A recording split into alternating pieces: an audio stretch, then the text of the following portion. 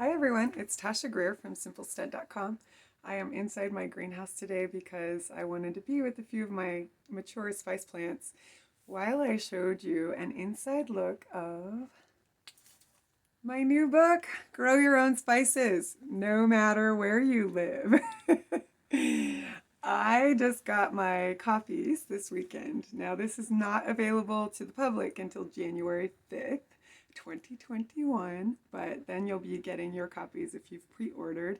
Otherwise, after that, you can find it at bookstores. You can order on Amazon, pretty much anywhere. Barnes and Noble, Books a Million, all the independent bookstores. Are usually happy to order these things for you. They might carry copies. So anywhere you normally buy books, you should be able to find this. You just have to look up "Grow Your Own Spices" and my name, Tasha Greer.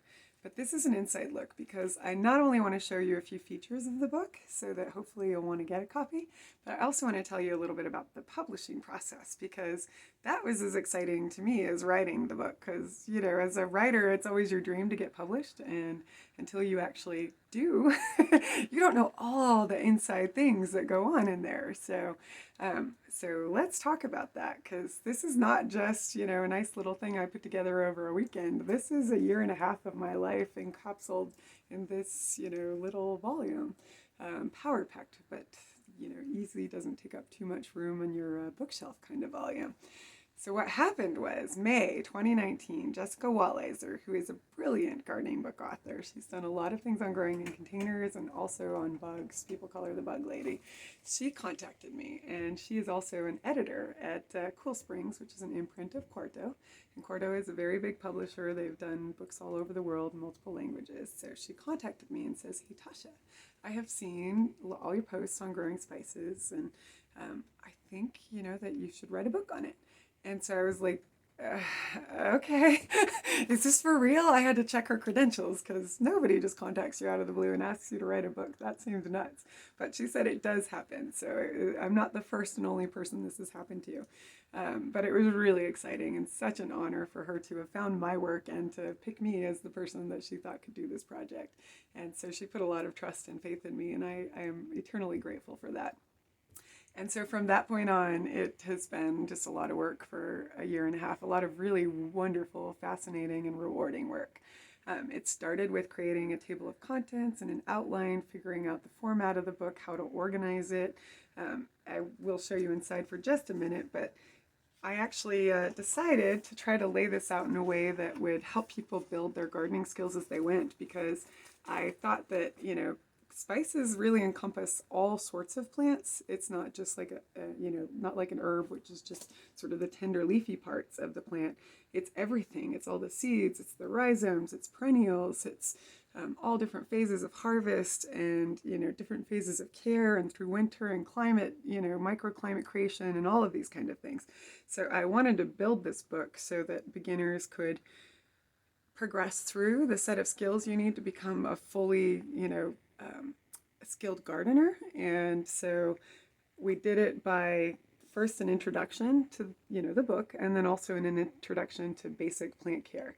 And, if you've been growing flowers for a long time, there's things you might not be thinking about, as when you're doing seeds and growing rhizomes. So even if you're an experienced gardener, it's helpful, I think, to look at that introduction and see those basic skills and just sort of refresh yourself on things like pollination that you might not have had to think about before, and like overwintering plants and things like that. So we cover the basics, but then we go deeper into specific spices, and that starts with fast-growing seed spices, which are typically where people start.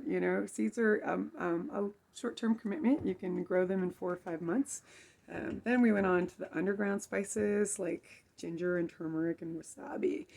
They're a longer term commitment. They require special care just because of the way they grow. A lot of underground stems, tap roots, you need deeper soil for that. So it's kind of getting deeper into the gardening world. And then perennial spices, things that you're going to spend years growing before you ever get a yield. So it's kind of working up the chain. But all of that we had to figure out before I ever wrote a word of content for this book. And so that was where, we started. And so then when I was actually writing the book, I just kind of worked my way through the sections one by one. But in the meantime, I'm gardening like crazy. this whole greenhouse that's behind me is full of plants in different stages, young, mature, seedlings, just started, all of these different phases. I've got heaters going in one place. I've got, plants I'm carrying down to my house to put in the refrigerator in another. I've got, doors open at certain times. I've got plants in shade cloth. I've got all sorts of things going on to try to understand and test the tolerances and do all of that. And so that's all part of the writing, creating process and figuring out what to put in this work. But along with that, there's also other elements of the design of the book, figuring out what colors to use, figuring out what fonts to use. There's also getting people to collaborate with. So one of the really cool things about this book is that we decided to add some herbal medicinal tips. And these are actually spice medicinal tips. But I am not qualified to write that. I definitely do a lot of things with home, remedies. I make a lot of teas and tinctures myself, but I am not an herbalist and I can't tell you what to do with your health. And so we had to recruit an expert. And I am so lucky because I am 5 miles from one of the best herbal schools around. It's called the Eclectic School of Herbal Medicine. And one of the instructors there, Lindsay, is, somebody that I've interacted with and known for several years. And we're kind of like the friends that barely ever get to see each other, but whenever we do, we have such a great time and have so many things to talk about. And so I got to actually work with her on this book. So she wrote the medicinal tips. And I'm going to turn down my heater because I'm in the greenhouse and it just got a little chilly. So my plants are going to want me to turn it back on in a minute. But sorry for that interruption. Real world happens while doing videos. But yeah, she was awesome. So she wrote the tips for this. And I told her, I said, Lindsay, it's got to be stuff that people like me who, just mess around can do without endangering themselves and actually get benefits from. And that's a big challenge. So she did a fabulous job at putting together practical tips that, of course you have to make your own decisions and, she can't give you medical advice in a book that thousands of people, hopefully hundreds of thousands of people will read. So you still have to decide if it's the right thing for you to do and, need to do your own research. But she put together some practical things that you could actually use. And I thought that was spectacular. And then also, personally, I'm a huge fan of illustrations and I cannot draw anything. If you ever read any of my other posts, you'll see when I do my little stick figure drawings how terrible I am. And so we had to find an illustrator, and thankfully Jessica had worked with Greta on a previous project. And so Greta did all of our illustrations. You see them on the cover.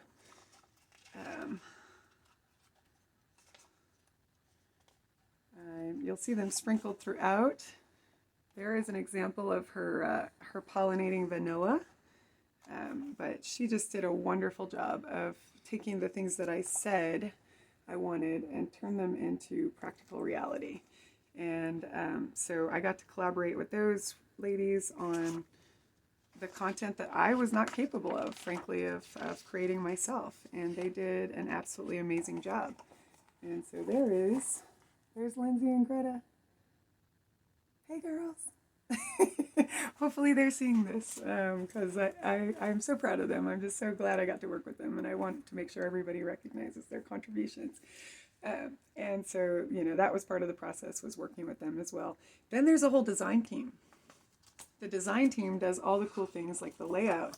So I did the organization, but they had to decide to do these beautiful color codes on each of the sections, and then they color coded the sides so that you could flip right to the thing that you wanted. And so those are like details that I just never even thought of before. And so after you get through the design process, then you have a copy editor who goes through all of the work and tells you, hey, I don't think this will make sense to somebody who doesn't have experience, or is there a better way of saying this? And so the copy editor went through everything, and I had to make adjustments and edits based on that. Then you have to put it all into a proof, and in that proof, you lay it all out on the page and make sure that the text lines up, and you find out that some things are too long, and you have to cut some words that you didn't want to cut, or you had to cut out an idea that you really were attached to, but it just won't fit the page. And the important thing is the reader experience, so that you can see these fabulous little profiles like this on the side, where you've got to have the sidebar, it's got to fit. You've got to have your processing instructions, you have to have the care and the harvesting. And so some of the sort of details that I wanted to share just didn't fit in that page. So I'm trying to put all of those on my website because I still want to give out the information. I just couldn't put it, in the context of this book. And after that, once you get everything all hammered out, then you have to send it to the printer, and the printer will actually turn it into this. So that was the piece that I just got to see this weekend, was like how beautiful the binding is. It's lovely hardback. It's got this great, nice sealed seam. It's gonna hold up for years. Very easy to open those bindings. I'm a reader. If when you read books and you have to like rip open the book just to crack the binding to read the center, it drives me nuts because your books look so old and ragged, but this one's going to hold up forever. So all those kind of details were really exciting. And that was the process. So it wasn't just what you see here. It was, a year and a half of lots of things going on at different times. And of course, then there's the promotion of the book, selling of the book, and hoping that people enjoy the book. Because that's the part now that I'm a little anxious about, is I just really hope that, I'm not going to make everyone happy. Matt, my significant other, has already warned me of that, and just told me that this is a book you're trying to make as many people happy as you can, but you're not trying to make everyone happy, because there's going to be somebody that knows more about a certain thing and wishes that I would have gone and said this, or, that's certainly going to happen. I do it myself. When I read books, I'm like, oh, this is a great book, but I wish they'd covered this, this, and this. So, but hopefully what we've accomplished together, this team of people I've been telling you about, with me providing all the main gardening content and all of the, plant research and everything, I'm hoping that, that this will result in a book that you can use for, forever, from beginning gardening until, trying and working your way through all of these plants. And I hope that you really enjoy the layout and the pictures. And I do want to mention that I took most of the pictures, but I'm not really a photographer. It's sort of a pastime for me. So I had good advice from Tim Miles, who I call him my bon père. He's not exactly my father-in-law, but pretty much effectively he is. So I think of him that way. And so he helped me a lot with this process. And and then all of you guys buying the book, reading the book, sharing the information, telling everybody.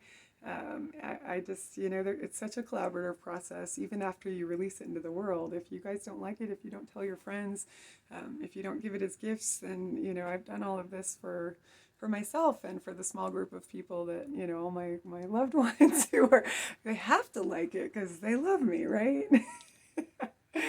That, guys, was my inside look. I hope that I've inspired you, one, to appreciate not just me, but all the writers and all the people that work on books, because it's so much more than what it seems like when you get this final product.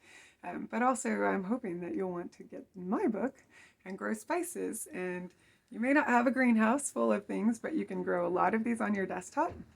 You can, I have a dining table that I use as my desk. Half of it's my desk, the other half is covered in plants. And, I've just got some electric lights and a south-facing window, and that's how I grow these things year-round. I don't take them outside. I just let them keep on growing indoors. They love it. I just keep them happy with their fertilizer and their regular watering, and occasionally turning them to face the light. And so you can grow these things anywhere. You can't grow all of them everywhere, but you can grow a lot of these spices no matter where you live. And thank you. This is it. So look for it January 5th, or pre-order now.